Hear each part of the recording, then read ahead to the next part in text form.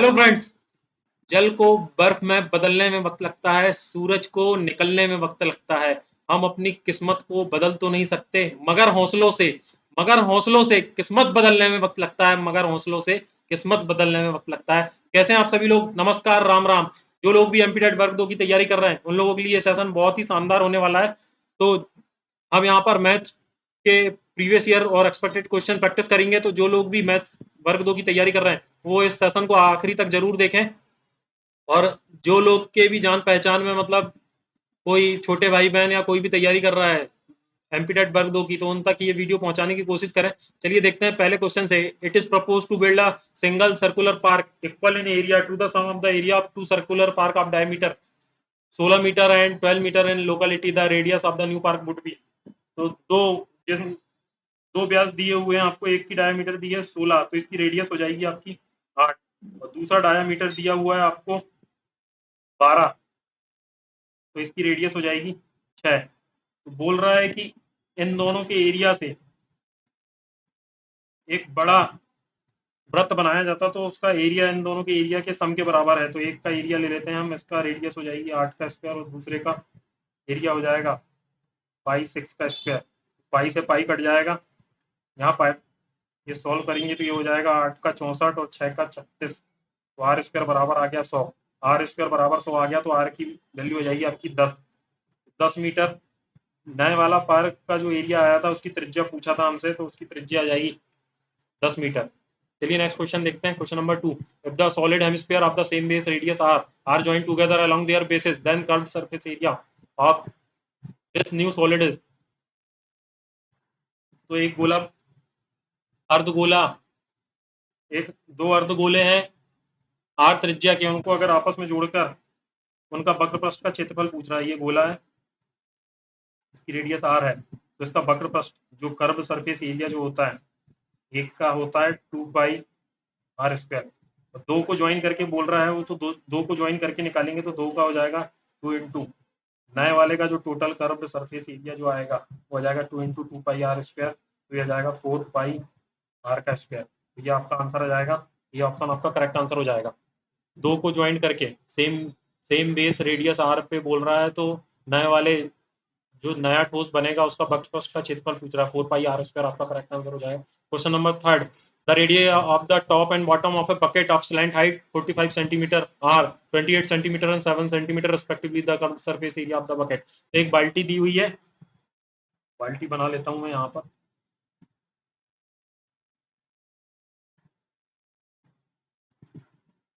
ये आपको एक बाल्टी दी हुई है, इसकी तिर्यक को चाहिए जो एल दिया स्लैंट हाइट वो दी है 45।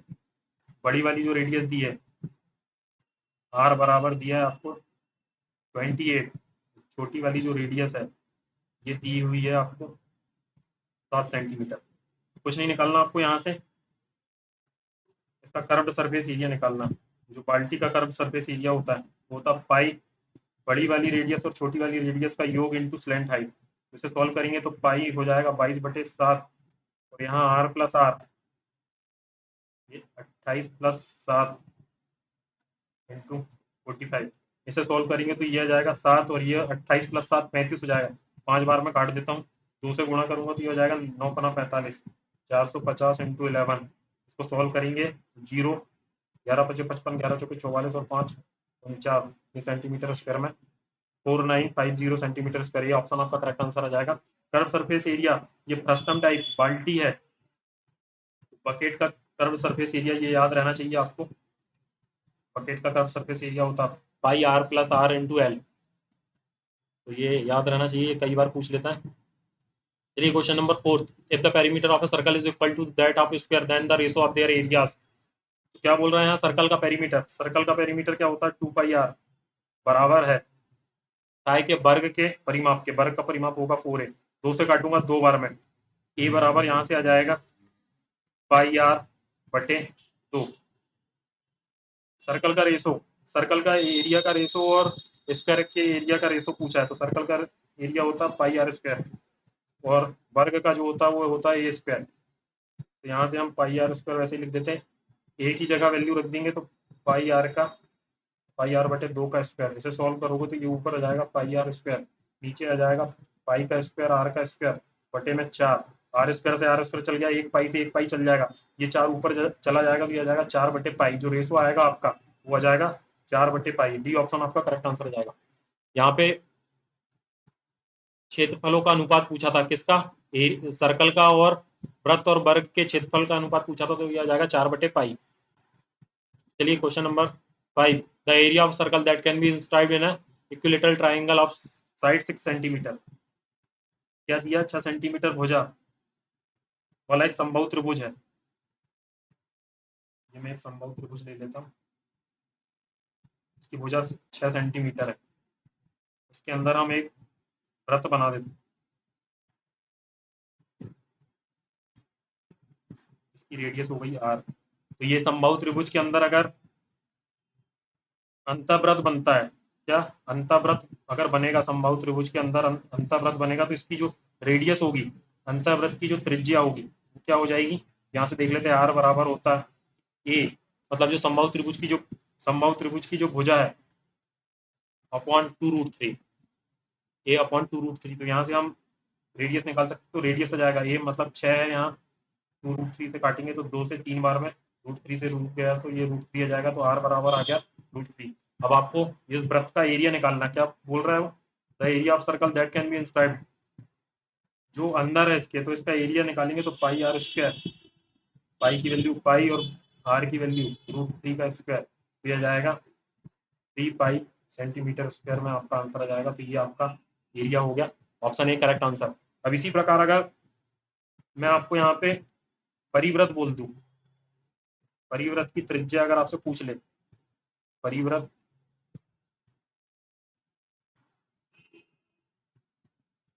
इस प्रकार का परिव्रत होता है, और ये बड़ी वाली जो रेडियस होती है इसको परिव्रत की त्रिज्या बोलते हैं। तो परिव्रत की त्रिज्या अगर आपको निकालने को बोले, क्या आ जाएगी, परिव्रत की त्रिज्या आ जाएगी आपकी ए अपॉन √3। परिव्रत की जो त्रिज्या होती है वो होती है ए अपॉन √3, और अंतःवृत्त की त्रिज्या ए अपॉन 2√3, ए अपॉन 2√3 अंतःवृत्त की त्रिज्या, और परिव्रत की ए अपॉन √3। चलिए क्वेश्चन नंबर, ये आपका क्या हो जाएगा, ये परिव्रत हो गया, ये अंतःव्रत हो गया, ये अंतःव्रत की त्रिज्या, ये परिव्रत की त्रिज्या। चलिए question number 6, if 3 years ago the ratio between the ages of a and b, 3 साल पहले ए और बी का जो रेशो था कितना था, 6:7 था। Sum of their ages at present is 58 years।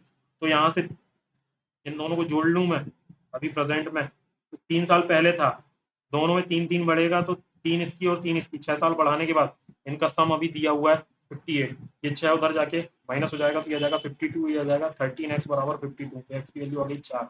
मतलब ए की एज क्या रही होगी 3 साल पहले, 6 चौके, ए की 24 और बी की 28, ए की 24 और बी की 28। तो क्या बोल रहा है वो, वर्तमान पूछ रहा है, तो वर्तमान ये 3 साल पहले, तो 3 3 दोनों में जोड़ेंगे तो वर्तमान आ जाएगी 27/31, 27 दोनों में 3 3 जोड़ेंगे, इसमें 3 जोड़ दीजिए, उसमें 3, तो ये 27/31 आपका डी ऑप्शन आपका करेक्ट आंसर हो जाएगा। वर्तमान रेशो का, आयु का रेशो पूछा है, मतलब वर्तमान आयु का अनुपात पूछा है, 27/31 आपका आंसर हो जाएगा। Question number 7, if ABC congruent to Q R P, area of triangle ABC बटे area of triangle P Q R बराबर 9/4 है। तो दो त्रिभुज बना लेता हूं मैं, ये है आपका एबीसी और ये है क्यू आर पी, ये दोनों त्रिभुज दिए हुए हैं आपको, और इनका एरिया जो दिया है वो दिया 9/4, मतलब इसका मान लूँ मैं 9 रेशो है, इसका 4 रेशो रहेगा। तो आपको पता है जो भुजा, जो मतलब साइड का रेशो रहता है, साइड के वर्ग के रेशो के बराबर होता है एरिया का। मतलब अगर मैं यहाँ से, मुझे क्या पी आर निकालना है, मतलब बीसी भुजा इसके करस्पॉन्डिंग है आर पी, बीसी भुजा और आर पी इनका वर्ग कर दूं तो ये इनके एरिया के रेशो के बराबर होगा, area of A B C upon area of Q R P, इनके बराबर होगा। तो बीसी की भुजा आपको पता है 15, आर पी को निकालना है मुझे, आर या पी आर को निकालना है, तो पी आर को मैं एक्स मान लेता हूँ, इसे एक्स माना तो इसका स्क्वायर, और इनका रेशो दिया है, ये क्या दिया है 9/4। 9/4 दिया तो ये अंडर रूट इधर आ जाएगा, तो ये हो जाएगा 15/x। इसमें अंडर रूट लगा, 9/4 में अंडर रूट लगाए, तो ये सॉल्व होने के बाद किया जाएगा आपका 15/x 3/2। 3 से काटूंगा 5 बार में, ये 2 इधर जाएगा, ये इधर जाएगा, तो ये हो जाएगा x बराबर 10। तो x बराबर 10 सेंटीमीटर आपका करेक्ट आंसर हो जाएगा, ये ऑप्शन करेक्ट आंसर। जो मतलब इसका एरिया है, एरिया का जो रेशो रहता है वो करस्पॉन्डिंग साइड के रेशो के वर्ग के बराबर रहता है, या फिर इस तरीके से लिख सकते हैं आप, एरिया का रेशो,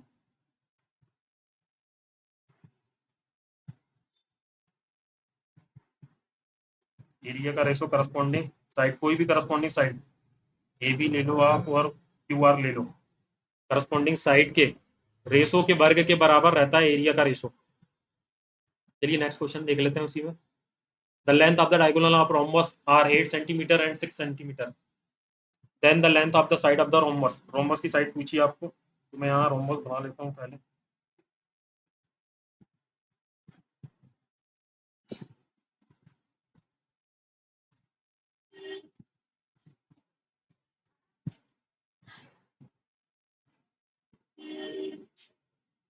मैंने ये एक रोम्बस बना लिया, इसकी भुजा हमसे निकालने को बोला है, ये भुजा है, ये वाली लंबाई आपको दी हुई है 8, और ये वाली 8 दी हुई है, और ये वाली 6 दी हुई है, तो ये बराबर होती है।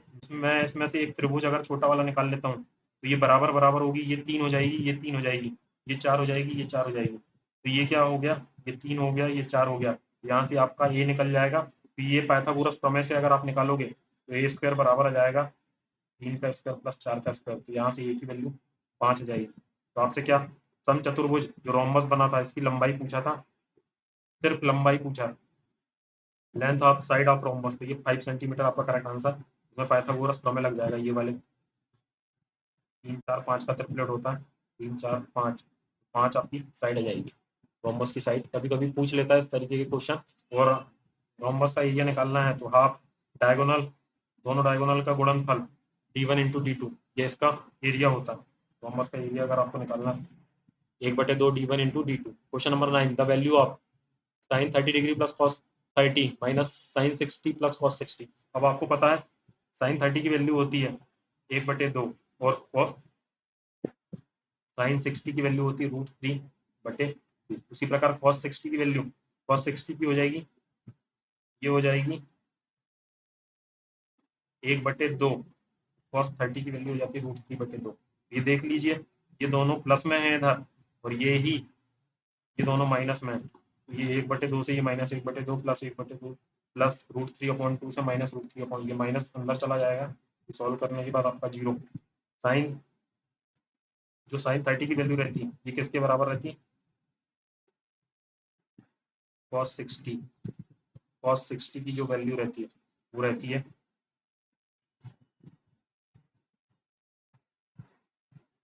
कॉस 30 की जो वैल्यू रहती है वो रहती है साइन 60 के बराबर। कॉस 30 और साइन 60 बराबर होते हैं।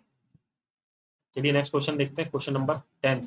कॉस ए दिया गया है, मैं यहाँ पे एक राइट एंगल ट्राइंगल बना लेता हूँ, ये एंगल ए है, कॉस ए दिया गया है, मतलब ये वाली भुजा हो जाएगी 4 और ये हो जाएगी 5।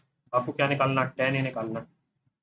ट्रिपलेट से ये तो निकल जाएगा, ये 4 है, ये 5 है, तो ये आ जाएगी पाइथागोरस से 3, ये 3 आ गई, तो tan ए होता है, क्या होता है, परपेंडिकुलर अपॉन बेस, मतलब लंब अपॉन आधार, तो ये p अपॉन बी या लंब अपॉन आधार, तो क्या आ जाएगा, ये 3/4,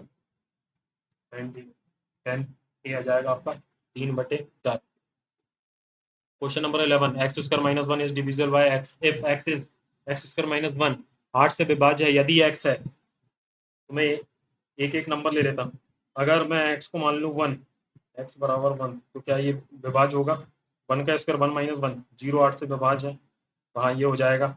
x = 2 मानूंगा तो 2 का 4 - 1, 4 - 1 8 से विभाज्य है क्या, 3 8 से विभाज्य नहीं होगा, ये नहीं हो रहा।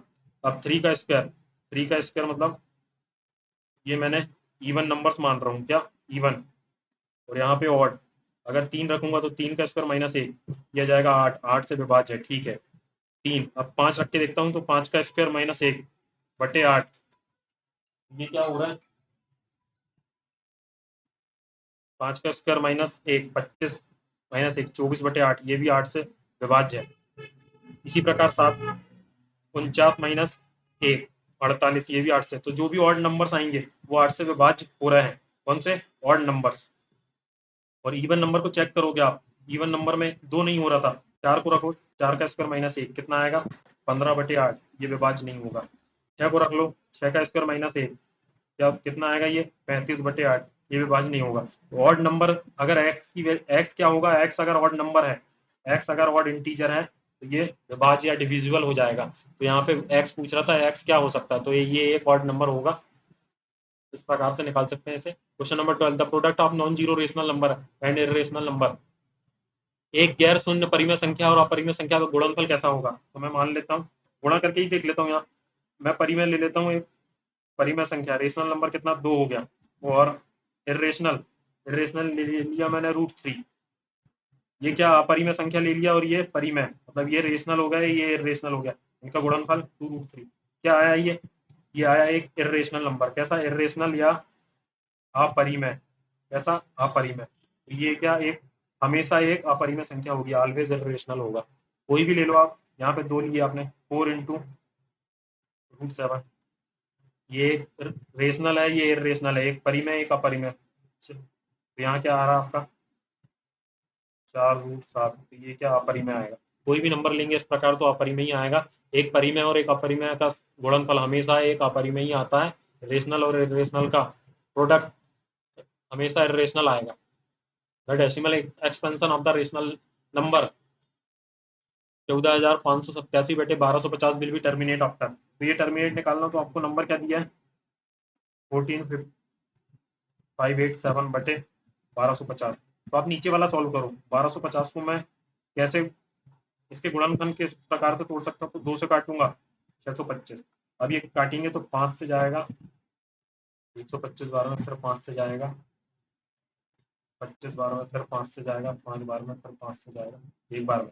1250 को मैं किस तरीके से लिख सकता हूँ, 1250 को मैं लिख सकता हूँ 2 की पावर 1 × 5 की पावर 4। तो यहाँ पे इसे 14,587 बटे 2 की पावर 1 × 5 की पावर 4। 2 और 5, अगर नीचे नीचे 2 और 5 के अलावा कोई भी संख्या आएगी, कोई भी और अदर इंटीजर वैल्यू आएगी, तो ये तो कभी टर्मिनेट हो नहीं सकता। मगर 2 और 5 की पावर में जो पावर बड़ी है, यहाँ देखिए क्या पावर है, यहाँ इसकी पावर 1 है, इसकी पावर 4 है, 4 बड़ा है 1 से। तो जो बड़ी संख्या आएगी, इतने इतने संख्या के बाद इसका क्या डेसिमल टर्मिनेट हो जाएगा या समाप्त हो जाएगा। तो 4, तो आपका आंसर क्या 4 आएगा। तो इसमें क्या पूछ रहा है, समाप्त कब होगा, 4 डेसिमल प्लेसेस के बाद, मतलब डेसिमल प्लेसेस के बाद समाप्त हो जाएगा। मतलब मैं अगर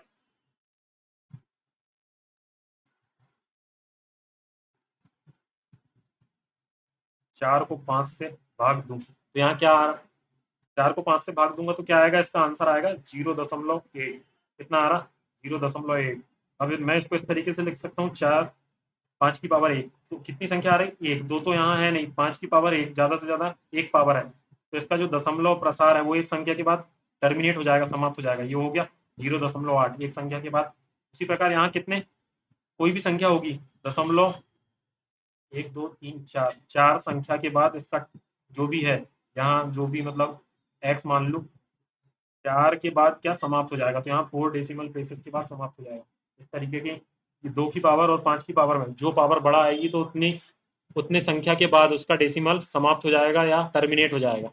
चलिए question number 14, the 10th term of AP 5 8 11 14 is, समांतर श्रेणी का 10वां पद पूछा है। तो आपको पता है A10 निकालने का क्या फार्मूला होता है, A plus n-1 into D.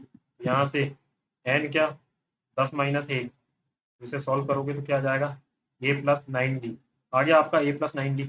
अब A तो 5 दिया है, A क्या दिया 5 दिया, D निकालना है, तो 11 8 में से 5 गया, तो यहाँ से D निकल जाएगा A2 माइनस A1, यहाँ से D निकलेगा 3, यहाँ रख दीजिए A बराबर 5 9, D बराबर 3। तो इसे सॉल्व करेंगे तो 5 होती है 27, 27 में 5 जोड़ोगे 32, ये आपका करेक्ट आंसर आ जाएगा। कुछ नहीं, 10th टर्म पूछा था तो a प्लस 9d से यहाँ से निकल जाएगा। ए फर्स्ट टर्म को ये बोलते हैं, ये क्या फर्स्ट टर्म, फर्स्ट टर्म को ये बोलते हैं और डी को बोलते हैं कॉमन डिफरेंस, कॉमन डिफरेंस या सर्वंतर, क्या बोलते हैं इसे, सर्वंतर या कॉमन डिफरेंस। चलिए, a plus n minus one d इसका फॉर्मूला होता है, एन टर्म कोई भी टर्म निकाल सकते हैं, sum of first 16 terms of the AP. तो सब पहली 16 टर्म तो एस एन का formula, sum of N term का फॉर्मूला होता है एन बाई टू। यहाँ क्या होता है 2a plus n minus one into d. इस फार्मूले से आप सॉल्व करोगे तो 16 टर्मों का आपको योग निकालना, तो यहाँ 16/2, 2a क्या है यहाँ पे, a है 10, 2 इंटू 10 प्लस एन 16 माइनस 1, और डी क्या आएगा, तो डी आएगा a2 माइनस a1 बराबर डी। तो a2 क्या है 6 माइनस 10, डी बराबर आ जाएगा -4, डी बराबर -4 आ जाएगा। तो ये -4 मैं यहाँ रख देता हूँ, इसे सॉल्व करोगे आप, ये जाएगा 8, ये 20, 15 चौके 60, तो ये जाएगा क्या आएगा -60 यहाँ पे आ जाएगा। इसे सॉल्व करने के बाद 8 इंटू -40, 8 चौके 32, माइनस में आंसर आएगा आपका 320। ये ऑप्शन करेक्ट आंसर, माइनस में 320। प्रथम 16 पदों का जो योग आएगा वो -320 आएगा। चलिए नेक्स्ट क्वेश्चन देख लेते हैं। Question number 16, which of the following can be probability of an event, निम्नलिखित में से कौन सी किसी घटना की प्रायिकता हो सकती है। तो मैं आपको कुछ चीजें बता देता हूँ, कोई भी प्रोबेबिलिटी है कोई भी इवेंट का, एक मिनट, प्रोबेबिलिटी क्या हो सकती है, कोई भी प्रोबेबिलिटी है, प्रोबेबिलिटी कभी भी क्या होगी, जीरो से छोटी नहीं होगी। जीरो हो सकती है, जीरो के बराबर हो सकती है, जीरो से छोटी नहीं होगी मतलब नेगेटिव नहीं होगी, और कभी भी एक के बराबर हो सकती है, एक से बड़ी नहीं होगी। मतलब प्रोबेबिलिटी हमेशा जीरो और वन के बीच में रहती है, मतलब जीरो से नीचे नहीं जाएगी, इधर नहीं जाएगी, और जीरो से एक के बीच में रहेगी, और एक से बड़ी भी नहीं हो सकती। सिर्फ जीरो से वन के बीच में कोई भी वैल्यू आ सकती है। तो यहाँ देखिए ये नेगेटिव है तो ये नहीं हो सकता, ये एक से बड़ा है, 1 दशमलव कुछ भी है, नहीं हो सकता। 18/23, ये तो देख लेते हैं 8/7, 8/7, तो ये जो फ्रैक्शन आएगा ये 1 दशमलव में कुछ कुछ वैल्यू आएगी, ये भी नहीं हो सकती। तो आपका आंसर जो आ जाएगा वो आ जाएगा 18/23। प्रोबेबिलिटी क्या ये हो सकती है, कोई भी वैल्यू आएगी इसमें, 0 दशमलव में कुछ भी वैल्यू आएगी, तो ये प्रोबेबिलिटी आपकी हो सकती। तो पहला तो ये है कि प्रोबेबिलिटी जीरो से वन के बीच में होती, जीरो भी हो सकती, वन भी हो सकती, जीरो भी हो सकती, वन भी हो सकती, और जीरो और एक के बीच में हो सकती। और दूसरा प्रोबेबिलिटी, जैसे मैं मान लेता हूं कि अगर एक आने की प्रायिकता ये है प्रोबेबिलिटी ऑफ इवेंट, और एक नहीं आने की प्रायिकता ई डैश है, तो आने की प्रायिकता और नहीं आने की प्रायिकता एक योग हमेशा वन होता है।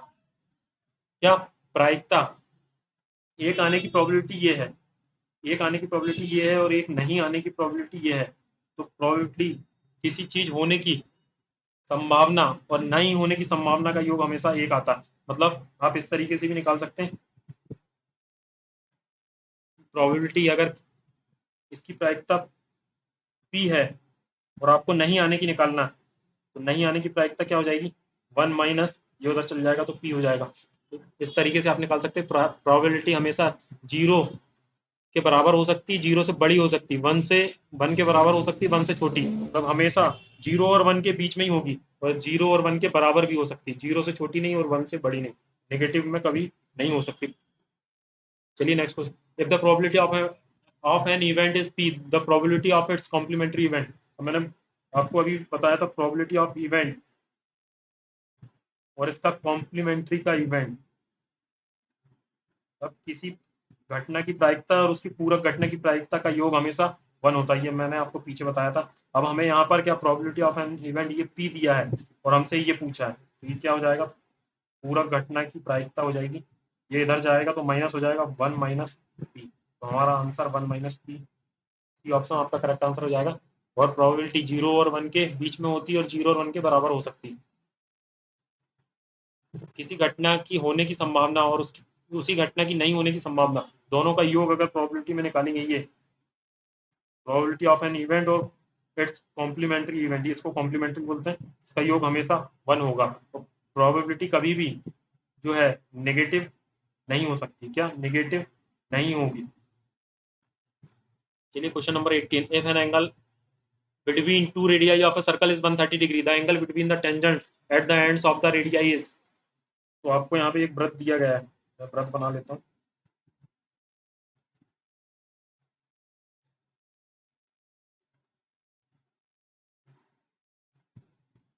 और यहाँ P बिंदु से दो स्पर्श रेखा, तो यहाँ पे वो बोल रहा है कि ये जो है ये एंगल आपका दो त्रिज्याओं के बीच का कोण 130 डिग्री। तो हमें ये टेंजेंट, ये क्या है, स्पर्श रेखा है, क्या है, ये स्पर्श रेखा है, स्पर्श रेखा बोल लो आप या टेंजेंट बोल लो, ये टेंजेंट है, स्पर्श रेखा, तो इनके बीच का कोण पूछा, तो आपको पता रहना चाहिए ये O है और ये P है, O और P, एंगल O और एंगल P, इसका योग हमेशा 180 डिग्री होता है। क्या होता है, 180 डिग्री। तो ये 30 है, तो ये कितना जाएगा, 180 में से 130 घटाएंगे, ये 130 है, 180 में से 130 घटाएंगे तो कितना जाएगा, 50 डिग्री आपका करेक्ट आंसर आ जाएगा। तो ये दो टेंजेंटों के बीच का एंगल, एंगल P जो आ जाएगा आपका ये 50 डिग्री, बी ऑप्शन आपका करेक्ट आंसर हो जाएगा। ये हमेशा पूछ लेता है। और ये जो टेंजेंट स्पर्श रेखा, ये दोनों तो 90 होगा, ये वाला भी 90 होगा, ये वाला भी 90 होगा। चलिए next question, if Euclid's division lemma state that for two positive integers a and b there exist unique integers q and r such that a equal to bq plus r, ये इस तरीके से दिया है आपको, a equal to bq plus r, मैं इस तरीके से लिख सकता हूँ, अगर a को b से भाग दिए तो क्या क्वॉशेंट आया, q आया, तो यहाँ पे कुछ माइनस होने का रिमाइंडर r आया। तो इसे अगर आप नॉर्मल टर्म में समझोगे, 45 को मैं 6 से भाग देता हूँ, तो ये कितने बार में जाएगा, 7 टाइम्स में गया, 6 7 42, बता कितना 3, तो ये रिमाइंडर। तो इसे मैं 45 को किस तरीके से लिख सकता हूँ, 45 को लिख सकता हूँ 6 इंटू 7 प्लस 3, तो ये वही आंसर आ जाएगा। ये क्या हो गया आपका, ये हो गया रिमाइंडर हो गया। ये क्या हो जाएगा, ये हो जाएगा डिविजर, ये क्या हो जाएगा कोसाइन, और ये हो जाएगा डिवी। ये देखिए, हमेशा देखिए ये जो 3 है ये 6 से छोटा है, 6 के बराबर नहीं आ सकता। तो यहाँ पे ये पूछ रहा है कि इनमें से कौन सी कंडीशन फॉलो होगी, आर जो रहेगा वो 0 से बड़ा और 0 के बराबर हो सकता, मगर बी के बराबर नहीं होगा, बी से छोटा होगा। यहाँ देखिए कोई भी कंडीशन लोगे आप तो ये जो आर है, ये आर है, ये हमेशा बी से छोटा ही रहेगा, बी के बराबर, बी के बराबर हो गया तो इधर चला जाएगा। अगर मैं यहाँ पे 48 ले लूँ और 48 को 6 से भाग देंगे तो 6 इंटू 8 प्लस ये 0, और 0 के बराबर आ गया, क्या 0 के बराबर आ गया, तो 0 और 0 के बराबर हो सकता मगर बी के बराबर नहीं होगा, बी के बराबर नहीं होगा। तो यहाँ पे r is greater than equal to 0 less than B, r is greater than equal to 0 less than B, ये ऑप्शन आपका करेक्ट आंसर होगा। बी के बराबर मतलब जो डिविजर के बराबर नहीं हो सकता रिमाइंडर जो है, क्योंकि भाग चला जाएगा कोई भी संख्या। मगर उसी प्रकार आप यहाँ देखोगे तो ये अगर 48 रहता तो यहाँ 6 आ जाता, 6 से 6 एक बार में और चला जाएगा तो यहाँ 8 आ जाएगा। इसलिए आर जो है हमेशा 0 से बड़ा और 0 के बराबर हो सकता है, मगर बी से छोटा ही होगा। Question number 20, one root of the equation x square plus 4x minus p equal to 0 is equal to 7, then find the product of the both root of the equation. तो प्रोडक्ट पूछा है, आपको पता है अल्फा प्लस बीटा क्या होता है, और alpha into beta, alpha plus beta होता है माइनस बी अपॉन ए, और alpha into beta product of roots, मूलों का योग और मूलों का गुणनफल, सम ऑफ रूट्स और प्रोडक्ट ऑफ रूट्स क्या होते हैं, सी अपॉन ए। अगर इस इक्वेशन को मैं A X square plus B X plus C के फॉर्म में लिखता हूँ, अब यहाँ से एक मूल दिया है, क्या आपको 7 दिया है, उसे इक्वेशन में रख दीजिए, तो ये हो जाएगा 7 का square plus 4 into 7 minus P बराबर 0, ये हो जाएगा 49 प्लस 28 माइनस पी उधर चल जाएगा, तो ये पी की वैल्यू हो जाएगी 50 77, पी बराबर 77। तो आपकी इक्वेशन बन गई x square minus x square plus 4x minus 77 बराबर 0। यहाँ से आपको मूलों का गुणनफल पूछा, तो मूलों का गुणनफल होता है सी अपॉन ए, यहाँ पे ए की वैल्यू कितनी है 1, तो सी की वैल्यू है माइनस 77। मूलों का गुणनफल क्या जाएगा, -77। -77 डी ऑप्शन आपका करेक्ट आंसर हो जाएगा। अगर हमारा वीडियो पसंद आया तो please like share and subscribe our channel. Thank you.